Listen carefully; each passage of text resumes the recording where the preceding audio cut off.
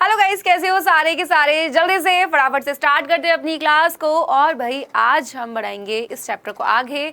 आज ना इसका भाई एक न्यू टॉपिक पढ़ने वाले हो आप लोग। चैप्टर है आपका सबसे पहले जीव जगत, टॉपिक होगा द्विनाम पद्धति। ठीक है, तो आज भाई आपका यहाँ पे बहुत ही इंपॉर्टेंट टॉपिक होने वाला है। तो क्लास 11 बहुत ही ज़्यादा इंपॉर्टेंट है, बहुत ध्यान से पढ़ना है एंड नोट्स बहुत अच्छे से बनाने हैं। टाइम टेबल गाइज आप लोग का आपके सामने है, देख सकते हो। डेली होती है 6 PM पर क्लास, किस किस टाइमिंग पर होती है ये भी आपके सामने है। एंड टॉपिक स्टार्ट करते हैं जल्दी से, बिल्कुल देर नहीं करेंगे।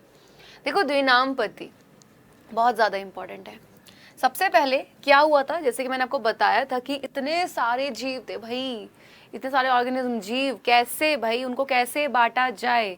सब यहीं पे कंफ्यूज थे कि भाई सभी एक साथ रहेंगे तो हम आसानी से भाई उनके बारे में पढ़ नहीं सकते, है ना। सोचो कि भाई अभी दो के बारे में आपको पढ़ना होता है कि भाई इसके ये लक्षण है, इसके आप कंफ्यूज हो जाते हो। अब इतने सारे लाखों में होते तो कैसे पढ़ते, है ना। तो वहीं पे जो हमारा टर्म आया था कौन सा, वर्गीकरण वाला, यानी कि क्लासिफिकेशन। ठीक, क्लासिफिकेशन आया क्यों था, इसकी ज़रूरत क्यों पड़ी थी, सबसे पहली चीज़ यही आ जाती है। तो क्लासिफिकेशन क्यों था कि भाई ताकि जितने भी जो सजीव हैं, जितने भी जीव हैं, उन सभी को हम अलग अलग बांट दें। अगर चाहे भाई वहाँ पे हमारे भले ही प्लांट भी हो, हमें सभी को अलग अलग बांटना था। प्लांट को अलग बांटा, सारे के सारे हमने भाई जितने भी जंतु थे उन सबको हमने अलग किया। क्यों, ताकि अध्ययन आसान हो पाए, है ना। अब धीरे धीरे यहाँ पर सबसे पहले जो साइंटिस्ट थे, मैंने आपको बताया कि वो आए थे अरस्तु। ठीक है, जब क्लासिफिकेशन की शुरुआत हुई, वर्गीकरण की शुरुआत हुई, तो वहां पे जो साइंटिस्ट आए थे अरस्तु आए थे। अरस्तु ने सिंपल एक लाइन बोली। क्या लाइन दी, इन्होंने बोला कि भाई देखो जो जीव होते हैं वो कैसे होते हैं भाई, वायु में रहने वाले, जल में रहने वाले और स्थल पर यानी कि धरती पर रहने वाले। ठीक है, वायु में रहने वाले, जल में रहने वाले और स्थल पर रहने वाले। लेकिन क्या ये चीज सही लग रही है, अगर हम बहुत ध्यान से देखें यहाँ पे, क्या ये चीज सही थी, सही थी? नहीं भाई। अगर आप बात करो जल की, क्या एक रहता है वहाँ पे, इतने सारे अलग अलग तरीके से हैं। मैं स्थल की बात करूँ, कोई एक प्रकार का जीव है? नहीं भाई, वहाँ पर भी अलग अलग है। और हवा की बात करें, वहाँ पे भी अलग अलग तरीके से जीव है। तो वर्गीकरण आया इसलिए था ताकि भाई उन सभी जीवों का अध्ययन आसानी हो पाए। सबसे पहले जब आए अरस्तु ने बांटा यहाँ पे किसमें, वायु, जल और स्थल। क्वेश्चन कैसे बनता है, क्वेश्चन यहाँ पर ये बनता है कि जल, स्थल और वायु के आधार पर वर्गीकरण की शुरुआत किसने की, अरस्तु ने। आप सोचेंगे मैम हम द्विनाम पद्धति पढ़े थे, फिर हम क्लासिफिकेशन पे क्यों है, क्योंकि उससे पहले क्लासिफिकेशन को एक बार समझना बहुत ज़्यादा ज़रूरी है। इससे पहले वाले लेक्चर मैंने आपको बताया था प्रॉपर तरीके से, एक बार उसको देख लेना। ठीक है, आज इसका पार्ट 2 है, तो जिन्होंने नहीं देखा है। अब यहीं तक बात खत्म हुई क्या, नहीं। देखो अभी यहीं तक बात खत्म नहीं होती, आपका इसका आगे जो चैप्टर है वहां पे और भी ज्यादा डिटेल में पढ़ोगे क्लासिफिकेशन के बारे में। तो अरस्तु ने तो सिर्फ ये लाइन बोली, लेकिन उसके बाद आए थे एक साइंटिस्ट, कैरोलस लीनियस। ठीक है, कौन थे, कैरोलस लीनियस। इन्होंने की थी क्लासिफिकेशन की, यानी कि वर्गीकरण की सही मायने में शुरुआत। ठीक है, इन्होंने की थी। कैरोलस लीनियस जो थे, इन्होंने ना, ये लिख लेना, इंपॉर्टेंट पॉइंट है। सबसे पहली चीज द्विजगत वर्गीकरण प्रणाली दी, यानी कि 2 किंगडम क्लासिफिकेशन दिया। ठीक है, एंड साथ ही साथ उन्होंने यहां पर दिया द्विनाम पद्धति, यानी कि बाइनोमियल नोमेनक्लेचर। तो यहां पर द्विनाम पद्धति क्या थी, अरस्तु ने भले ही वहां पे ये बोला कि भाई इस तरीके से हवा में रहने वाले, धरती पे रहने वाले, है ना, और साथ साथ जल में रहने वाले, लेकिन वो कोई एक सही सॉल्यूशन नहीं था, है ना। वो बिल्कुल भी एक सही सॉल्यूशन नहीं था। सही तरीके से वर्गीकरण की शुरुआत की कैरोलस लीनियस, और इसीलिए इनको क्या कहा जाता है, वर्गीकरण विज्ञान का जनक। ठीक है, यानी कि फादर ऑफ टेक्सोनोमी, वर्गीकरण विज्ञान का जनक, या आप कह सकते हो वर्गीकी विज्ञान के जनक। ठीक है, ओके। अब ये द्विजगत वर्गीकरण यहाँ पे जो प्रणाली थी ये क्या थी, तो भाई यहाँ पर इन्होंने बांट दिया था कैसे, पादप और जंतु। ठीक है, 2 में इन्होंने बांटा था। इसके बाद 3 भी आया, 4 भी आया, 5 भी आया। 5 आगे पढ़ेंगे डिटेल में, जब आपका नेक्स्ट चैप्टर पढ़ेंगे वहां पर आता है। यहाँ पे सिर्फ बेसिक है इसमें कि क्लासिफिकेशन क्या है इस जीव जगत वाले चैप्टर में। फर्स्ट चैप्टर जो है जीव जगत, वहां पे सिर्फ आप ये जानते हो सजीव क्या है, निर्जीव क्या है, और वर्गीकरण था क्या, वर्गी की सहायक साधन, वर्गी की संवर्गी, बस इतना। नेक्स्ट चैप्टर आएगा जीव जगत का वर्गीकरण, जब जहां पर आप पढ़ोगे पूरे तरीके से डिटेल में क्या आता भाई, ये 3, 4, 5 जगत वर्गीकरण। ठीक है, अब यहाँ पर द्विनामपत्ति, तो जब सब जीवों को अलग अलग बांट दिया गया था, है ना, कि भाई आपको यहाँ पे बांट दिया, भाई ये अलग जीव है, सबको अलग अलग बांट दिया। अब बांट दिया तो बात आई कि भाई इनको पहचानेंगे कैसे, तो उनको पहचानने के लिए कैरोलस लिनियस ने दी थी द्विनामपत्ति। तो 2 क्वेश्चन यहाँ पे आपके बन जाते। सबसे पहले कि द्विजगत की जो प्रणाली थी वो किसने दी थी, भाई बिल्कुल कैरोलस लिनियस, एंड साथ ही साथ द्विनामपत्ति किसने दी, वो भी कैरोलस लिनियस ने दी। ठीक है, लेकिन थी क्या द्विनामपत्ति, तो भाई जीवों के नाम रखने की एक पद्धति। क्लियर, क्या जीवों के नाम रखने की एक पद्धति थी, जहां पे क्या बोला गया भाई, जहां पर बोला गया कि प्रत्येक जीव के कितने नाम होंगे, 2 नाम होंगे। ठीक है, किसके, प्रत्येक जीव के 2 नाम होंगे। ठीक है, अब लेकिन 2 नाम कैसे, जैसे एक घर पे रखते हैं एक बाहर, इस तरीके से नहीं, इस तरीके से नहीं था। क्योंकि बेटा जब क्लासिफिकेशन आया, सबको बांट दिया अलग अलग, वो बांट तो दिया हमने सबको, लेकिन इनको पहचाना कैसे जाए, इनको जानेंगे कैसे। अब सोचो कि भाई हमारे देश में अगर हम आम खा रहे हैं, भाई आम ही बोलते हैं, कल को आप किसी दूसरे देश में गए, उसने कोई और नाम से बोला, खाओगे, आपको पता ही नहीं कि आपने कहा ठीक है ले, आपको पता ही भाई ये तो आम है ना, तो भाई यहाँ पे किसी और नाम से, वहाँ किसी और नाम से। तो ऐसी चीज़ें पढ़ाई के बीच में यानी कि स्टडी में ना आए, तो वहीं पे आई आपकी द्विनामपत्ति, जहाँ पे उन्होंने बोला कि भाई देखो हर जीव का होगा 2 नाम। ठीक है, और वो 2 नाम कैसे होंगे, ऐसे नहीं कि कुछ भी रख दो, नहीं।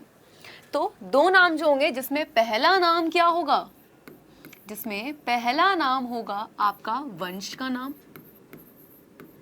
ठीक है, एंड जो दूसरा नाम होगा वो क्या होगा, दूसरा नाम वो होगा जाति। ओके, तो ये थी, तो द्विनामपत्ति क्या थी, द्विनामपत्ति प्रत्येक जीव के 2 नाम रखने की एक पद्धति थी, जिसमें पहला नाम जीव का होगा वंश का, यानी कि पहला नाम जो है वंश का वो क्या बताएगा भाई, कुछ भी, जैसे फॉर एग्जांपल होमो सेपियंस है, ठीक है, किसका, मनुष्य का नाम, तो होमो क्या बता रहा है, उसके वंश को, यानी कि पहला नाम वंश को प्रदर्शित करेगा, एंड सेकंड उसकी जाति को, यानी कि उसकी स्पीसीज को।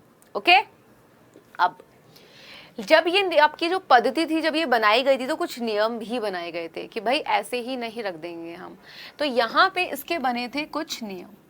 लेकिन वो नियम क्या थे, तो सबसे पहला नियम यही था, जो भी जस्ट अभी हम देख कर आए हैं, अभी पढ़ कर आए हैं, कि पहला नाम जो होगा वो वंश का, दूसरा जाति का। अगर आप जाति के नाम पहले लिख दे तो वंश का बाद में, तो वो नाम ही पूरी तरीके से गलत हो जाएगा। तो नियम क्या था कि पहला नाम वंश तथा दूसरा जाति का होगा। ओके, ये आप लिख सकते हो जाति का होता है। अब सेकंड नियम क्या था, सेकंड रूल क्या था, सेकंड ये था कि अगर आप वंश के नाम का पहला अक्षर लिख रहे हो, यानी कि वंश के नाम का, ठीक है, पहला अक्षर जो होगा वो किससे लिखा जाएगा, वंश के नाम का पहला अक्षर, भाई कैपिटल लेटर होता है ना इंग्लिश का, यानी कि अंग्रेजी के बड़े अक्षर से, अंग्रेजी के बड़े अक्षर से, तथा जाति का, ठीक है, जाति का नाम किससे, अंग्रेजी के छोटे अक्षर,